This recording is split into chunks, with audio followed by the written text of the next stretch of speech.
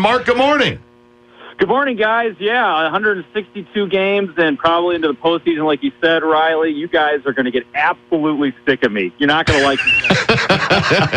Impossible, pal. How you doing? No, we were with. I spent more time with you last season than I spent with my family, Mark. There's no way I'm getting sick of you. You guys have got such a great thing, and we've talked about this on the air so many times. How we feel badly for Sox fans, what they have to deal with as far as broadcasting goes. That's a whole different story. But Cub fans have it so good, both on the radio and TV side. But the radio side, with the three of you, you guys are just outstanding together. Well, thank you. Pat Hughes, obviously the future Hall of Fame guy, kind of enables all of that because I've only been doing this for 2 years, and I entered that booth last year, and Pat Hughes has been doing it forever. So I don't know if the word was like, I don't know if I was intimidated, but I kind of was like, look, this is not my booth, this is yours. And Pat Hughes from the very start was, oh, no. We're going to leave your mic open. You can chime in whenever you'd like. People don't need to hear from me all the time. So Pat has allowed me and Ron Coomer just to be ourselves. As a matter of fact, Pat insists on it. And I think that's probably a relative rarity with big-time play-by-play guys around the league because they want to be the star and they want to be the show. And make no mistake about it, Pat is the star, but he lets us be us, and that's hugely important to me.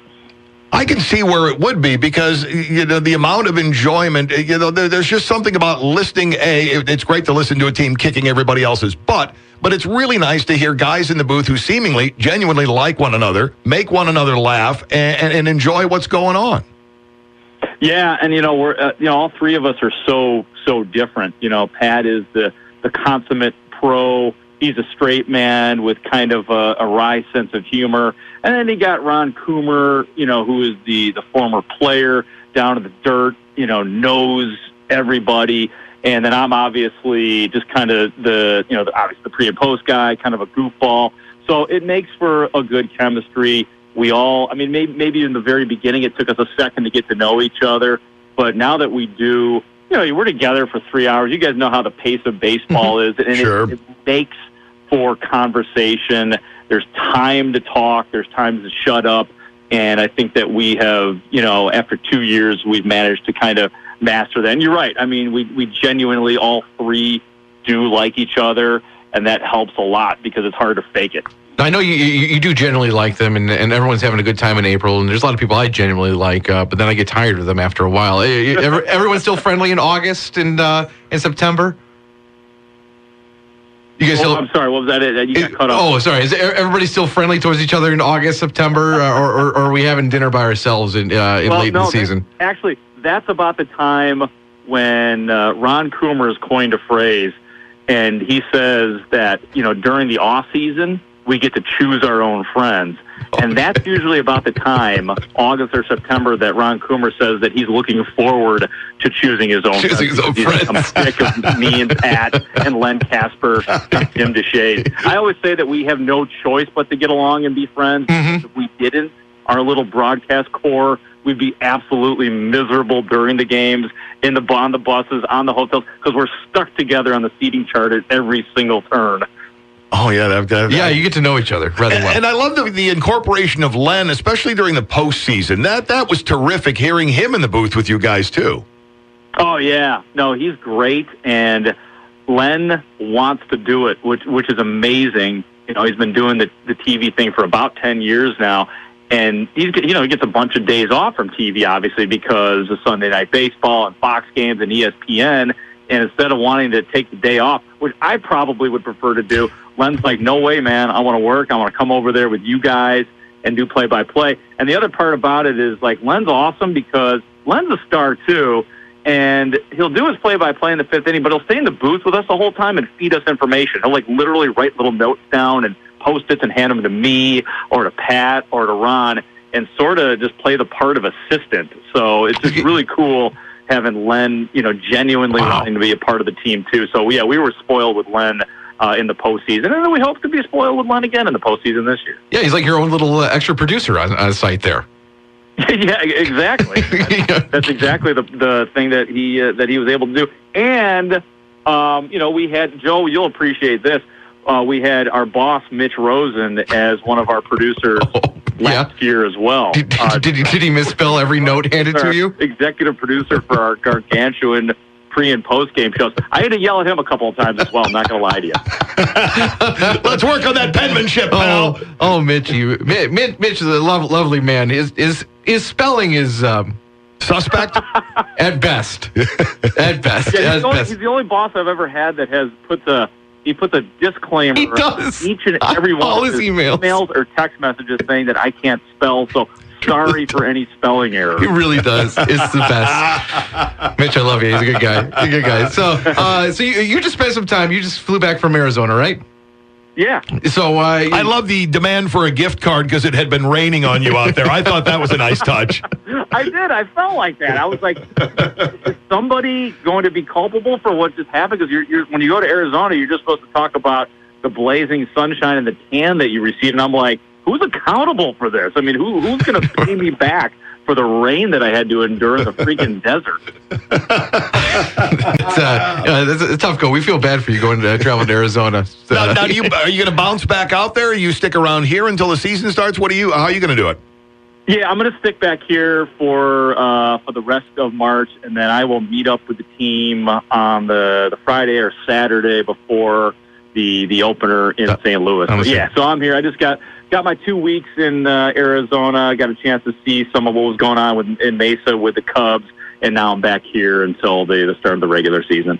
All right, moving on to a little bit of real baseball. What are you excited that's new on the team this year that we should look out for?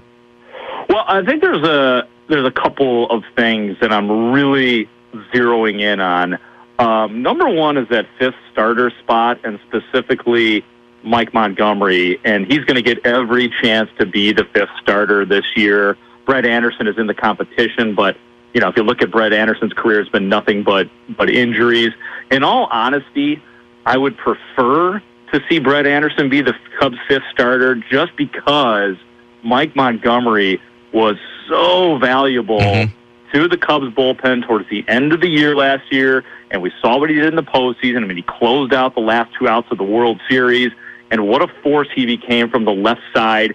And I'm not saying he's Andrew Miller yet in that regard, but I felt like that's sort of the comp, the trend maybe for Mike Montgomery if he was to stay in the bullpen. But it was made pretty clear to me by Jed Hoyer when I asked him that Mike Montgomery, that the plan is to have him be a starter. That said, one of the other new guys that I think is maybe the most important piece to the Cubs this year is the new closer, Wade Davis. And I say that because we saw how important Aroldis Chapman was last year down the stretch and in the postseason. So, and then the other part is, too, although you had a really reliable closer in Hector Rondon the last couple of years, for whatever reason, it seems like a little bit of faith has been lost in Hector Rondon, so you want to keep Wade Davis healthy. I'm looking forward to seeing the progress of Carl Edwards Jr., who they brought along slowly last year. Can he start to gobble up some of those clutch spots late in the game? I mean, he was in there in the ninth inning in Game 7 of the World Series, so that'll be interesting. And then, the Albert Almora Jr., John Jay thing in center field, and then the almighty Kyle Schwarber, and will he put together a full season? Because of all the mammoth sort of almost fiction-like the lore around him already done, he hasn't played a full season yet. No. And we keep reading about this. Well, he wants to catch, and he wanted to do more, but we said no. And, Contreras and Kyle Schwarber, where do we stand with this whole catching situation? Well, first thing I'll tell you about that, Riley, is the first day that we were there, I think it was, we posed to Joe Madden that Kyle Schwarber, because we had just talked to Kyle Schwarber, we said that Kyle Schwarber says that he wants to catch. And when Joe Madden was posed with that, he kind of rolled his eyes, kind of gave that little sarcastic laugh, and almost as if to say, okay, here we go again. But the plan is to have him work out at the catching position for a couple of days a week in spring training, and then indeed possibly be the Cubs' third catcher. I mean, it's clearly Wilson Contreras at one, Miguel Montero a sturdy number two, and then Kyle Schwarber, assuming that the daily health checks are good and that his knee is still good enough to be a catcher on a third string basis. he will get some work back there. But there's almost this feel to me that they're just trying to do him a solid and accommodate him, show some respect for him, knowing that he wants to be a catcher.